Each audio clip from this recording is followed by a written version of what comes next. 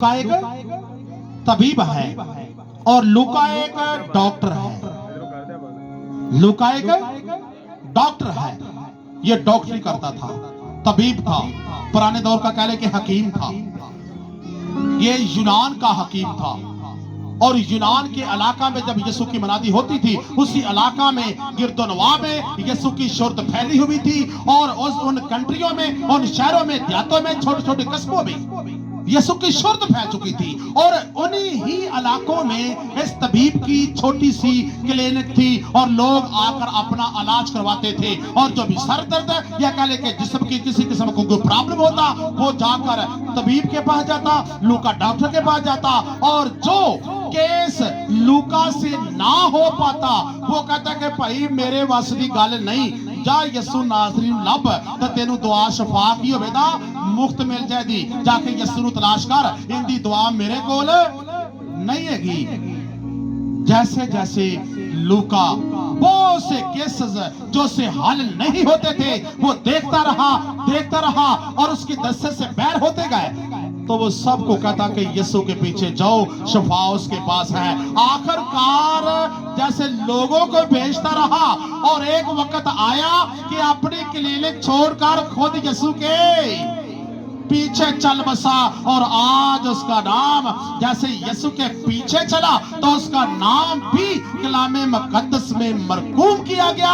और उसने अपनी तालीम के वसीला से, अपने तजर्बा के वसीला से और जो यीशु की शोहरत सुनी उसके वसीला से उसने एक अंजील लिखी और वो कहलाई लूका की अंजील। और लूका की अंजील 5 बाब की 4 आयत में से एक ही आयत का मुताला करेंगे, बहन बैठी पड़ेगी कि इस आयत में देखिएगा कि इन तमाम शागिर्दों में फिर भी यीशु पतरस का चुनाव क्यों करता है।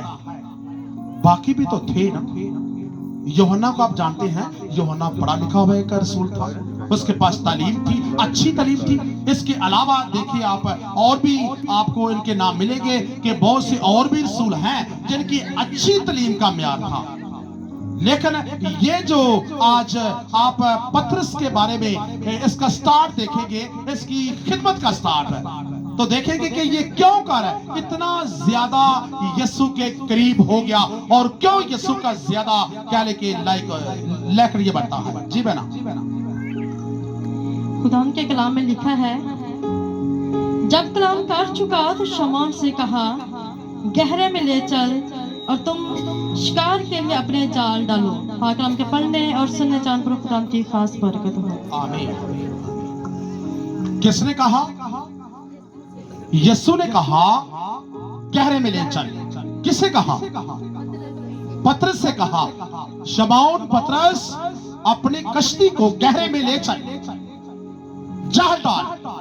तो उस वक्त ये कह ले कि इस कहानी का मेन मुद्दा है, जिसको कह ले कि बीच की एक खास आयत है जिसके आगे और जिसके पीछे बहुत बड़ा मुआद पड़ा हुआ है। पहली मुआद को अगर हम जाहिर करें तो ये शमौन पतरस है जिसको यीशु कह रहा है कि तू गहरे में ले चल, अपनी कश्ती को कहां ले चल? डूंगे पानी चले जा, गहरे पानी में ले चल। अभी ये छोटा छोटा पानी है, तू गहरे में ले चल, मैं तुम्हें कहता हूं। तो उस वक्त पतरस क्या था? दलगीर, अंदर से टूटा हुआ पतरस, जिस्मानी पतरस, अपने ख्यालात के वसीले से खुदा से दूर पतरस, अपनी साबका जिंदगी के मुताबिक खुदा के बिल्कुल नजदीक नहीं था। और उसकी साबका जिंदगी का अगर रिकॉर्ड यानी कि वर्क गर्दानी की जाए तो यकीनन पतरस का पेशा जो था वो एक बहुत ही कह ले कि छोटा सा पेशा था, जो कि पेशे के लिहाज से आप सब जानते हैं, मुझे कहने की जरूरत नहीं कि वो क्या था, माहीगीर था। और माहीगीर जो लोग होते हैं, अगर तो उनके हथे ज्यादा मछलियां लग गई तो उनके घर में ईद, अगर मछली ना हाथ आई तो उनके घर में क्या, मातम, सोजो गुदास, रोटी अच्छी नहीं मिलेगी और बच्चों के पास भी यानी कि कह ले कि रुपए पैसा नहीं है। यानी कि इस तरह का इनका जो कारोबार था, उस कारोबार के ऊपर ये शख्स बिलीव करता था और अपनी जिंदगी बसर कर रहा था। लेकिन इसे पता नहीं था कि किस वक्त खुदा की आवाज मेरी जिंदगी में कहीं आ जाएगी। वो रात کہہ لیں کہ پطرس کی آخری جسمانی رات تھی. وہ رات اس وقت کی جو ہے کہہ لیں کہ وہ خدا کے نزدیک آنے کی رات تھی, اور یسوع اس کے پاس آتا ہے, اور جیسے ہی وہ اس دریائے یردن کے پاس پہنچا تو پیچھے سے بھیڑ آتی ہے, اور بھیڑ یسوع کے اوپر گرنے کی کیا کرتی ہے, کوشش کرتی ہے. بھیڑ یسوع کے اوپر کیوں گرنا چاہتی تھی؟ کیونکہ یسوع کے بدن سے شفا قوت نکلتی تھی, اور جو لوگ یسوع کو چھوتے تھے اور یسوع کو چھونے سے ان لوگوں کے لیے شفا جاری ہو جاتی تھی. اسی لیے یسوع کے اوپر لوگ گرنے کی کوشش کرتے کہ ہم یسوع کے اوپر گرے, کیونکہ یسوع کا جو بدن تھا وہ مبارک بدن تھا, اور یسوع کا جو بدن تھا وہ قوت والا بدن تھا, اور یسوع کا جو بدن تھا وہ کلمت اللہ کا بدن تھا, اور یسوع کا جو بدن تھا وہ کلام کی روشنی کا بدن تھا, اور یسوع کا جو بدن تھا وہ بے عیب بدن تھا, اور یسوع کا جو بدن تھا وہ کنواری مریم سے جو لیا گیا, وہ کنواری مریم ہارون کے گھرانے میں سے, اور کہنے کو شاہی کہنوں کا وہ فرقہ تھی, ان کے خاندان میں, ان کے گھرانے میں, ان کی لڑی میں, ان کے کنبے میں پرستش دعاؤں کا ایک روزمرہ کا سلسلہ تھا. اور ویسے ہی وہ مقدسہ مریم کے بدن کو آگے لے کر اپنے بدن میں لیتا ہے, اس سے پیدا ہوتا ہے, اور وہ بدن مقدس بن جاتا ہے. اور جو لوگ یسوع کے بدن کو ایسے انگلی لگاتے ہیں, ٹچ کرتے ہیں, چھوتے ہیں, تو اس کے بدن سے کیا نکلتی ہے, قوت نکلتی ہے, شفا نکلتی ہے. اور بیسیکل طور پر وہ بدن مقدسہ مریم کا بدن لیا گیا ہے, کیونکہ آسمان سے یسوع اپنا بدن لے کر نہیں آیا, بلکہ وہ مقدسہ مریم سے بدن لیتا ہے. اور وہ بدن لوگ اس بدن کو چھونا چاہتے ہیں کہ اس بدن کو چھونے سے ہمیں کیا ملے گی, شفا مل جائے گی. لوگ شفا کے متلاشی تھے, لوگ شفا کو حاصل کرنا چاہتے تھے, کیونکہ آج کے دور اس کے دور کے مطابق سیم پوائنٹ وہی ہے کہ آدم سے لے کر اب تک, جب تک گناہ نے اپنا سر اٹھایا اور انسان کے لیے بیماری نے بھی سر اٹھا لیا, اور ہر شخص گناہ میں مبتلا ہوا, اور ساتھ ہی گناہ نے انسان کو بیماری کا سبب بنا دیا, اور بیماری کی وجہ سے ہمارے بدن جو ہے وہ محتاج ہو جاتے ہیں. ہم کسی ایسی ہستی کو, ایسے مسیحا کو, ایسے یعنی کہ بہت بڑے نبی کو تلاش کرتے ہیں جو کہ ہمارے روگوں کا علاج کرے, ہمارے بدنوں کا علاج کرے, ہماری اندرونی اور بیرونی بیماری کا علاج کرے. وہ ایک مسیحا کی تلاش میں تھے. اسرائیلی, فقی فریسی اور شرع کے عالم, یونانی اور ہتی, ہوی, یبوسی, علومی, ابراہام کی شاخ سے نکلنے والے سیم, حام اور یافت, تین بھائیوں کی نسل جو کہلاتے تھے, یہ سب ایسے مسیحا کی تلاش میں تھے. ان کے خاندان اتنے بڑھ چکے تھے کہ ان سب میں گناہ کی وجہ سے بیماریوں نے سر اٹھایا ہوا تھا. ہر شخص اپنی اپنی بیماری میں مبتلا تھا, اور اس بیماری کا علاج وہ دنیا میں طبیبوں ڈاکٹروں کے پاس تو نہ تھا, لیکن ایسی شخصیت ڈھونڈتے ڈھونڈتے جب ان یسوع کے پاس جاتے ہیں تو یسوع کی زندگی سے وہ جلال اور خدا کا برتاؤ اور خدا کے نور کو اور علاج کو دیکھتے ہیں. وہ کہتے ہیں کہ ہم یسوع سے اپنی مرادیں پوری کریں گے, ہم یسوع سے اپنے دل کی تمنا پوری کریں گے, ہم یسوع سے جو چاہتے ہیں دل سے وہ پوری کریں گے, کیونکہ یسوع کلمت اللہ ہے, اور یسوع ابن مریم ہے, اور یہی ہے وہ دنیا میں آنے والا مسیحا تھا. ہم اس سے اپنا علاج حاصل کر چکے ہیں. ان کا ایمان تھا. بے شک یسوع ان کے لیے دعا نہیں کرتا تھا, لیکن وہ اس کو ہاتھ لگاتے تو ہاتھ لگانے سے ان کے بدن سے شفا نکلتی, اور لوگوں کے لیے وہ کیا بن جاتی تھی, ایک خوشخبری بن جاتی تھی. ہاللیلویا. عزیزو, جیسے ہی وہ لوگوں کے لیے ندی کے کنارے کے پاس کھڑا ہے تو لوگ اس کے اوپر گرنا چاہتے ہیں, لیکن یسوع یہ نہیں چاہ رہا تھا. یسوع بڑا کیا چاہ رہا تھا, یسوع چاہ رہا تھا کہ پہلے لوگ کلام سنیں, پہلے لوگ کلام سنیں, اور کلام کے بعد میں ان کے لیے شفا کو جاری کروں گا. دیکھیں یہ مرحلہ جو ہے یہ ترتیب وائز یسوع کے ہوتے ہوئے یہ چلا آ رہا ہے. یہ پاسٹروں نے, خادموں نے, بشپوں نے, ان کے خدا کے عہدیداروں نے نہیں بنایا, بلکہ یسوع کی زندگی سے لے کر آ رہا ہے. जो लोग कलाम को ज्यादा अपने अंदर लेते हैं, कलाम को सुनने से उनकी जिंदगी में शिफा नाज़िल खुद ब खुद होना शुरू हो जाती है। लेकिन हर एक शख्स कलाम को बागौर नहीं सुनता, हर एक शख्स कलाम को अपने अंदर नहीं लेता। कुछ लोग वक्त के वेट में होते हैं कि कलाम खत्म हो, दुआ करवाए तो घर जाए। कुछ लोग वक्त की गनीमत को जानते हैं और कुछ लोग ये कहते हैं कि साडे कोल बैठा नहीं जाता। तो आवाज कौन लांदा है? पुलिस कहता है कि क्या दे साडे कोल बैठा नहीं जाता, पास्टर कलाम बड़ा लंबा सुनाता है। उदों जानते कि कलाम अदा हो जाएगा या कदों प्रसश खत्म हो जाएगी। तो खुदा कहता है कि अगर मेरी प्रसश, अगर मेरा कलाम तेरे बंद बंद और गूते गूते में से गुजर कर नहीं जाएगा तो तेरा बदन शिफा याब भी नहीं होगा और तू शिफा भी हासिल नहीं करेगा और तू बीमारी के छुटकारा भी हासिल नहीं करेगा, क्योंकि तू यानी कि प्रसश से कतराता है, कलाम को सुनने से कतराता है। इसीलिए मैं भी तेरे लिए शिफा को नाज़िल नहीं करूंगा, क्योंकि मैं तेरे दिल के अंदेशों को जानता हूं, तेरी सोचों को जानता हूं और तेरे दिल के ख्यालात को जानता हूं कि मेरे कलाम से तू कितना प्यार करता है, क्योंकि कलाम ही मुजस्सम हुआ है और वही यीशु कहलाया है। अगर कलाम से गुताते हैं तो यीशु से गुताते हैं, अगर कलाम से अपना मुंह मोड़ते हैं तो यीशु से मुंह मोड़ते हैं। तो यीशु ने तो शिफा जारी करनी है, अगर उस वही मुंह मोड़ेगा तो शिफा कौन नाज़िल करेगा? उसका नाम ले ली। कोई है? यीशु के अलावा कोई शिफा नाज़िल कर नहीं सकता। इसलिए कि यीशु के एक तरीके हैं कि वो कभी कलाम, कभी शोला, कभी यीशु, कभी नूर, कभी जलाल, कभी रोशनी बनता है। ये यीशु के क्या है? इंसान को समझाने के, इंसान को अप करने के ये तरीके अलग अलग अपना नाम रखता है, ताकि इंसान किसी तरीके से क्या करे? निजात पाए, निजात पाए। लेकिन इंसान ऐसा है कि वो शक्ति में आज भी डूबा हुआ है, अपनी नरमी को तो वो लेता नहीं है, तो शिफा कहां से? इसलिए वो लोग नरम थे, आजिज थे, यीशु के पीछे भागते, यीशु के पीछे से आवाजें लगाते थे, ऐ यीशु हम पर रहम कर, ऐ यीशु हमारी रिक्वेस्ट को सुन, ऐ खुदावंद हमारी इल्तिजा को सुन। ऊंची आवाज से चिल्लाते, रोते, हाथ बुलंद करते थे। बेशक वो अंधे थे, लेकिन राह के किनारे बैठे हुए कहते, कौन जा रहा है? यीशु जा रहा है। अंधे बोलते, अंधे जो कहते हमें यीशु से मिलाओ, भीड़ रोकती है, लेकिन फिर भी वो कहते हैं नहीं, हम रुकने वाले नहीं हैं, बल्कि हम यीशु से मिलकर रहेंगे। उनका जज्बा ही उनको शिफा दिलवा देता है।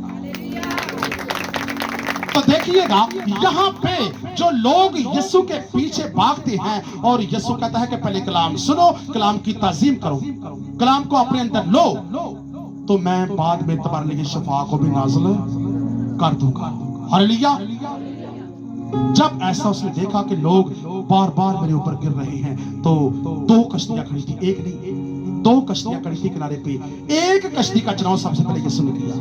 मैंने कहा कि यीशु इंसान के दिलों को, इंसान के अंदेशों को, इंसान की सोच को जानता है कि तू यहाँ बैठा है, तेरे ख्यालात कहाँ है, तू यहाँ बैठा है, तेरी सोच किस तरह काम कर रही है। यीशु जानता है कि तुम्हारी कश्ती में बैठे या ना बैठे। वहां दो कश्तियां थी, यीशु ने एक कश्ती का चुनाव किया, लेकिन आज यहाँ कितनी कश्तियां हैं? क्या लेके 100 के नजदीक हो सकती हैं, 80-90 हो सकती हैं।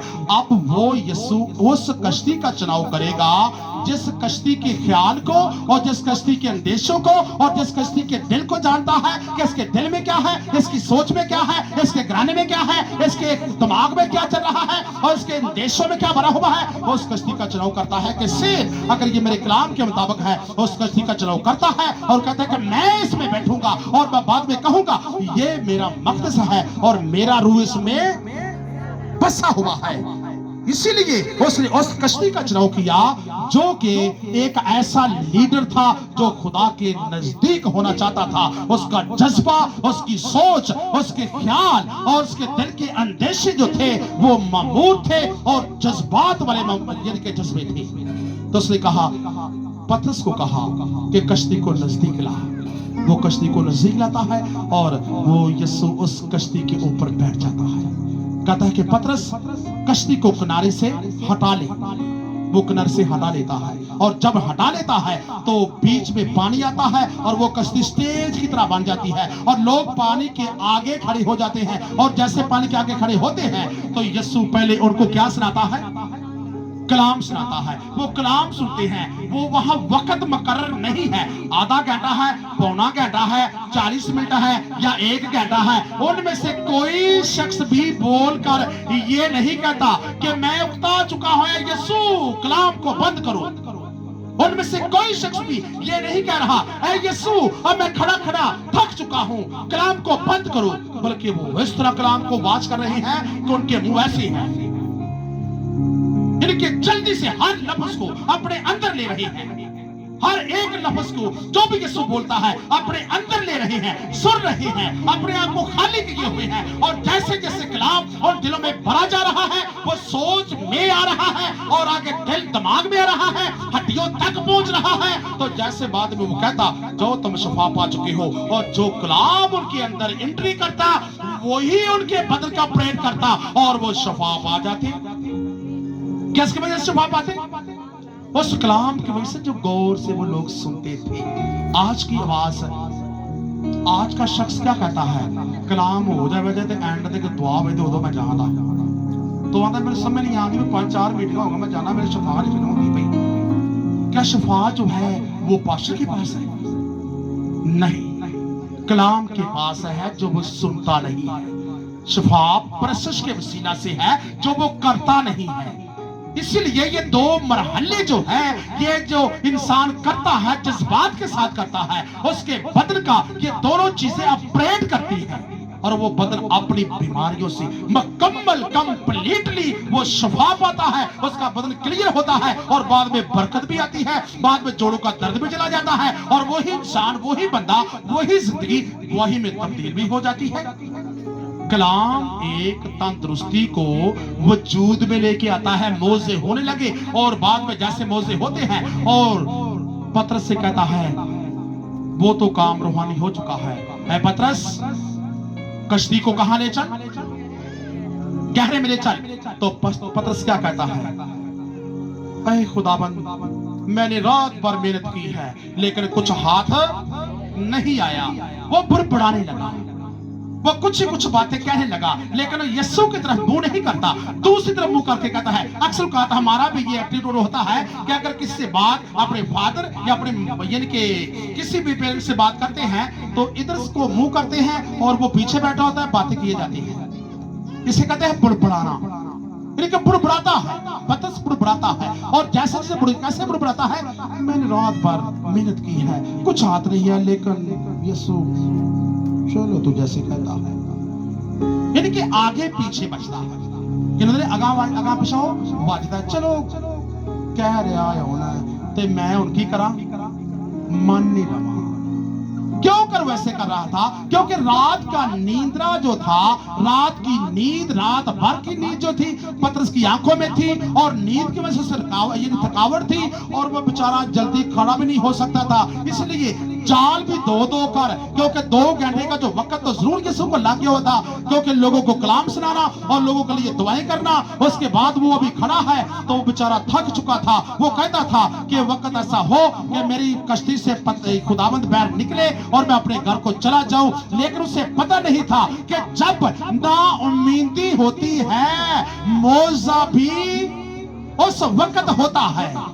जब नाउम्मीदी होती है शफा भी उस वक्त जारी होती है। जब नाउम्मीदी होती है हमारे दिल की मुराद भी उस वक्त पूरी होती है, क्योंकि पतरस नाउम्मीदी में था और घर जाना चाहता था, यीशु को छोड़कर, अपनी कश्ती को छोड़कर जाना चाहता था। लेकिन उसे ये नहीं पता था कि यही वक्त मेरी जिंदगी को तब्दील करके रख देगा। और वैसे ही अगर उसने मजबूरी के तहत यीशु की बात मानी और जाल को पानी में फेंक दिया और कहा हाँ रात को तो मछली ऊपर होती है लेकिन दिन के वक्त मछली कहाँ ऊपर है, वो तो तले में यानी कि नीचे जा चुकी है, ये कुछ नहीं हाथ आने वाला। लेकिन यीशु की बात तो माननी पड़ेगी ना, क्योंकि हमारी कश्ती में बैठा हुआ है। कुछ फैसले ऐसे होते हैं हमारे ख्यालों में, हमारी सोचों में बातें बेशुमार आती हैं कि रहने दे काम। एक आवाज आती कि करते कुछ नहीं होता। फॉर एग्जाम्पल अगर हम सुबह दुआ करते हैं ना तो सुबह दुआ करते थे, एक आवाज हमें कहती है कि दुआ कर, तो दूसरी आवाज बोला क्या कहती है, चलो कर लेने, कुछ नहीं होता, कोई गल नहीं, फिर करना है। दूसरी बार फिर कहती है नहीं दुआ कर। ये हमारे माइंड में चल रहा है, ये प्रोसीजरल है, हमारी तखलीक जो अंदर की तखलीक है उसके अंदर ये चल रहा है, कर ले दुआ। आवाज आई नहीं, छोड़ दो, बाद में कर लेंगे। यानी कि ये जंग है, इसे कहते हैं जिस्मानी जंग, रूहानी जंग के साथ। लेकिन जो जिस्मानी है वो हार जाता है, लेकिन वो जो रूहानी है इस जंग में वो हारेगा नहीं, बल्कि क्या कहेगा, वो कहेगा नहीं मैंने दुआ करनी है। वो जिस्मानी बातों के ऊपर गलबा पाता है और रूहानी जंग की तरफ चला जाता है, और वो गलबा पाकर यीशु की फतेहमंदी के साथ हमकिनार हो जाता है, और उसके ख्यालात जो यीशु कहता है वो करना शुरू कर देता है। अपना जाल वो फेंक देता है, और जैसे वो फेंकता है तो कितनी मछली को पकड़ता है, बेशुमार मछलियों को वो खींचता है। उस वक्त उसे यकीन आता है, हाँ मैंने तो अच्छा किया है कि मैंने यीशु की बात मान ली है, ये तो मेरे लिए भलाई पैदा करती है यीशु की आवाज। यीशु की आवाज ने मेरे लिए तो रोटी रोजी पैदा करती है, यीशु की आवाज ने तो मेरे लिए खुशखबरी पैदा करती है, यीशु की आवाज ने मेरे लिए एक हौसला अफजाई पैदा करती है, यीशु की आवाज ने मेरे बच्चों के लिए एक वसीला पैदा कर दिया है, यीशु की आवाज ने मेरे भी बच्चों के लिए रुपए पैसे का इंतजाम कर दिया है। ये किसकी आवाज ने किया है? यीशु की आवाज ने। लेकिन हम यीशु की आवाज से कुतराते हैं, यीशु की आवाज से घबराते हैं, और यीशु की आवाज से किनारा करते हैं और कहते हैं कि कलाम हो रहा है फिर दुआ कराना। तो मौसा कहां से? इतनी बेशुमार जो मछलियां हैं वो रोजी का वसीला, रोजी का जरिया, वो कैसे बहर आएगा? कभी नहीं आएगा जब तक आप यीशु की बात मानेंगे नहीं और उसके कलाम को सुनेंगे नहीं। तो मौजा भी नहीं होने वाला, मैं 3 बार कहता हूं कि नहीं होने वाला और नहीं होने वाला। जितना मर्जी वो जोर लगा ले कोई शख्स है, अगर वो कलाम को बागौर नहीं सुनता और प्रोसेस नहीं करता बीच में बैठकर, मौजा उसके लिए नहीं है। पूरा पाकिस्तान क्या पूरी दुनिया छान ली, उसके लिए मौजा नहीं है। मौजा सिर्फ उस शख्स के लिए होता है जो प्रोसेस करता है, अपने मुंह को खोलता है तो बरकतें लेता है। मौजा सिर्फ उसके लिए है जो कलाम को सुनता है और कलाम सुनकर अपने अंदर ईमान पैदा करता है, और वो उस 12 साल की रोगन की तरह वो कलाम सुन सुनकर यीशु के ऊपर ईमान लाई, और मौजे सुनकर यीशु के ऊपर ईमान लाई। तो अपने 12 साल के रोग से क्या किया? निजात पानी। वो भी कलाम सुनने का एक जरिया था। पतरस ने भी कलाम को सुना, उसका दिल नरम हुआ, और जैसे नरम हुआ तो उसने जाल फेंका और मछलियां बहर आई, और देखकर खुशहाली को महसूस किया, और उस वक्त ईमान लाया और कहा, ऐ खुदावंद मेरे पास से चला जा, मैं तो गुनहगार हूं। उसने कहा है, पतरस दलगीर मत हो, क्योंकि आज तू क्या है? माहीगीर है, लेकिन मैं तुम्हें आदमगीर बना चुका हूं। आज से लेकर तू आदमगीर कहलाएगा, क्योंकि पहले मछलियां पकड़ता था, लेकिन आज से लेकर तू इंसानों को पकड़ेगा और खुदा की बादशाही में क्या करेगा? दाखिल करता चला जाएगा। ये किसने कहा? यीशु ने कहा। और उस वक्त से लेकर वही पतरस जो कि आगे ईमाल की किताब में लिखा है कि जो पहला मौजा पतरस के वसीला से हुआ, यीशु के आसमान पर जाने से के बाद पहला मौजा किसने किया? पतरस ने किया। पतरस और यूहन्ना जो हैकल में जा रहे थे, तो रास्ते में कौन बैठा हुआ था? वही लंगड़ा भिखारी। और उसको पतरस ने क्या किया? हमारे पास क्या है? सोना चांदी, आटा दलिया। बल्कि उसने कहा कि ये दुनिया की खाने पीने की चीजें हमारे पास नहीं है, बल्कि हमारे पास जो कुछ है आप ले और यीशु के नाम से गेटअप हो जाओ। उसी वक्त गेटअप हुआ और लोगों ने पूछा, ये किसको किसने ठीक किया है? लोग कहने लगे, इसने पतरस ने ठीक किया है। और वो कहते थे, वो तो जहल और अनपढ़ शख्स है, वो कैसे ठीक कर सकता है? कौन है वो? अनपढ़। पतरस के लफ्ज बोला गया, अनपढ़ वो है, और वो तो कुछ पढ़ा भी नहीं है। ये कैसे हो सकता है कि ये मौजा इस पतरस के वसीला से हो? लेकिन उन्होंने जब पतरस को बुलाया और कहा कि भाई तू तो अनपढ़ है, ये तू बड़े बड़े काम कैसे कर सकता है? क्योंकि यहूदी बिलीव करते थे कि हमें हमेशा तालीम की वजह से सब कुछ होता है। बेशक तालीम इंसान का जेवर है, तालीम के बगैर इंसान की शख्सियत में निखार पैदा नहीं होता, लेकिन इंसान के और तालीम के दरमियान एक ऐसी कुदरत है जो हर चीज के ऊपर हावी है, वो कभी किसी को नजर नहीं आती। यीशु ने इसीलिए पतरस को यहाँ चुना और कहा कि तू बहुत बड़े बड़े काम करेगा और मैं तेरे वसीला से बड़े बड़े मौजे करवाऊंगा। ये पतरस जब यीशु के इस मौजे को देखकर चला तो यीशु के पीछे हो लिया। यीशु जहां जाता पतरस उसके साथ साथ था। यीशु जहां जाता पतरस ने अपने बच्चों को छोड़ दिया, अपने घराने खानदान को छोड़ दिया, अपने बीवी यानी कि पेरेंट्स सबको छोड़ दिया और वो यीशु के पीछे हो लिया। ताकि वो बेचारे जरूर सोचते होंगे कि हमारे लिए रोटी रोजी कौन लाएगा। अगर पतरस काम नहीं करता उसके बाद था तो जाहिर है कि बच्चों को तो रोटी की जरूरत है, बच्चों को पहनने की जरूरत है, बच्चों को खाने की जरूरत है, हर चीज बच्चों को चाहिए क्योंकि वो कदों कामन खून गोश्त में तब वो ग्रोथ करेंगे, लेकिन वैसे नहीं कर सकते। इसीलिए उन्होंने भी इस बात को नहीं महसूस किया, बल्कि कहा अगर यीशु के पीछे ये पतरस हो लिया है वो साइलेंट होगा, खामोश होगा। जब पतरस यीशु के पीछे चलता है तो 12 शागिर्द भी उसके साथ साथ हैं, लेकिन उन 12 शागिर्दों में आधे से ज्यादा पढ़े हुए हैं और पतरस उनमें अनपढ़ है, जो कि मैंने कहा है कि अमाल की किताब में लिखा हुआ है पहले बाब में कि वो अनपढ़ था। लेकिन जो भी यीशु काम करता पतरस जज्बे के साथ उसके आगे खड़ा होता। जैसा कि मैं कहूंगा कि यीशु कोई भी एग्जाम्पल पेश करता है। यीशु ने कहा कि जो इंसान के दिल से चीजें निकलती हैं वो नापाक करती हैं, जो अंदर जाती हैं वो नापाक नहीं करती। तो शागिर्दों को, लोगों को ये यीशु समझा रहा है, लेकिन किसी की समझ में नहीं आती और शागिर्द भी जुर्त नहीं करते कि हम यीशु से पूछ ले, ताकि पढ़े लिखे लिखे हुए लोग थे। लेकिन पतरस तन्हाई में जाकर कहता है ऐ खुदावंद मुझे ये समझा दे, समझ नहीं आती कि आपने क्या कहा है। पतरस जुर्रत करते यीशु से पूछता है, वो सीखना चाहता है कि मैं यीशु से सीखूं, कलाम को अपने अंदर लूं, क्योंकि पतरस बेशक अनपढ़ था लेकिन वो बाइबल को सीखना चाहता था, यीशु की तालीम को अपने अंदर लेना चाहता था। यीशु के तमाम जितने भी यानी कि कलाम के जो रसूमात थी अपने अंदर लेकर वो भी यीशु की तरह काम करना चाहता था। यीशु ने कहा कि अभी तक तू नहीं समझा? नहीं खुदावंद मैंने नहीं समझा। तो उस वक्त कहा कि जो इंसान के दिल में ख्यालात निकलते हैं बुरे, वो इंसान को नापाक करते हैं। जो अंदर चीज इंसान खाते हैं लेके जाते हैं वो इंसान को नापाक नहीं करती। यानी कि और भी बेशुमार तमसीलें हैं। जैसा कि उसके बाद कहता है पतरस ने कहा कि ऐ खुदावंद मैं कितनी दफा अपने भाई को माफ करूं। जब उन लोगों को समझा रहा है, शागिर्द भी पास बैठी हैं, तो कहता है कि अपने भाई को कितनी दफा माफ कर? 7 बार माफ कर।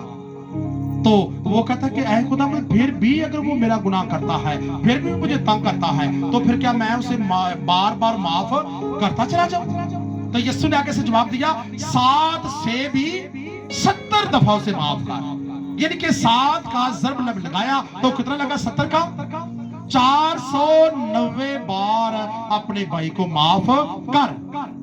तो इतनी दफा कोई माफ करता ही नहीं है, यहां तक बात पहुंचती नहीं है। मैं एक बार माफ कर, 2 बार करा, 3 बार होना, कितनी बार माफ क्यों करा? फिर भी यीशु ने पूछा कि खुदावंद ये क्या मतलब है? उसने कहा कि 7 के 70 बार अपने भाई को माफ कर, तब खुदा तुझ में बोलता है। पतरस फिर भी बढ़कर बोलता है कि हाँ खुदा ये मुझे समझा। बाकी शागिर्द कोई भी नहीं पूछता। जब 12 साल की रोगन यीशु को छूती है, उस वक्त भी यीशु ने लफ्ज कहे कि लोग मुझ पर गिरे पड़ते हैं और मुझ में कुव्वत निकली है। तो पतरस आगे बढ़कर कहता है ऐ खुदावंद हर शख्स तेरे ऊपर गिरता है, हर आदमी तुझे छूता है, तो हम किससे रोक सकते हैं? उसने कहा हाँ पतरस बेशक मुझ पे गिर पड़ते हैं, लेकिन जिन्होंने मुझे ईमान के साथ छुआ है वो लोग मुझसे शफा ले रहे हैं।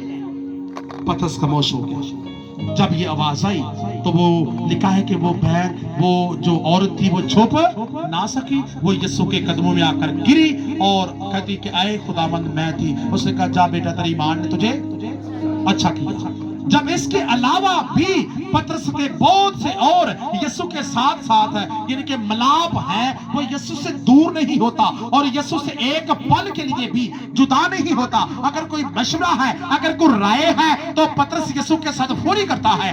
बाकी शिगिर्द जो हैं वो खामोश हैं, वो यीशु के पास भी नहीं बैठते और यीशु के नजदीक भी नहीं जाते। हाँ, शिगिर्द जरूर हैं लेकिन रहते दूर हैं। तो यीशु देखता था कि मेरे नजदीक ज्यादा कौन है, मैं उसको उसके मेरे नजदीक होने का उसको सिला दूं, ताकि जैसे मैं काम करता हूं वैसे ही वो भी काम करेगा। हालेलुया। ऐसे ही हुआ कि जब पतरस यीशु से कहता है शिगिर्दों को इकट्ठा करके कि अब मैं तुमसे जुदा होने वाला हूं और ऐसा होगा कि भेड़ें परखिंदा हो जाएंगी और दुल्हा उनसे क्या किया जाएगा, जुदा किया जाएगा। तो पतरस उसी वक्त कहता है, यीशु को पकड़ा कंधे से और एक साइड पे ले गया और कहता कि खुदावंद, कहीं ऐसा ना हो कि ये वाकया तेरे साथ पेश आए, मैं नहीं चाहता। तो यीशु उसी वक्त बोला, ऐ शैतान, मुझसे क्या कर, दूर हो जा। क्योंकि वो पतरस जज्बात भी रखता था और यीशु के साथ भी चलता था और यीशु की हर बात में अपनी राय भी देता था। लेकिन जो ज्यादा जज्बा खुदा के साथ रखता है, अबलीस पकड़ता भी उसे, अबलीस गिराता भी उसे है। वो कहता है कि ये खुदा के ज्यादा नजदीक हो रहा है, मैं इसे क्यों ना पीछे हटाऊं। लेकिन यीशु ने कहा कि मैंने फिर भी तेरे लिए दुआ की है ताकि तेरा ईमान जाता ना रहे। यीशु उसको अपने दुआओं में भी याद रखता है, उसको फटकता भी है, जिसे कहते हैं कि छाज पा के छांटता भी। तो वैसे वैसे इसके अलावा भी और बेशुमार जगह हैं कि जहां आकर यीशु के साथ पतरस के और ज्यादा गहरे संबंध हैं। कि जब आखिरी चंद बातें हैं, यीशु गतसमनी में दाखिल होता है। जब गतसमनी में दाखिल हुआ तो उस वक्त वो लिखा है कि पतरस और यूहन्ना को लेकर वो दुआ करने लगा। तो वो खुद दुआ कर रहा है लेकिन वो बाकी शिगिर्दों के साथ जाकर सो गए।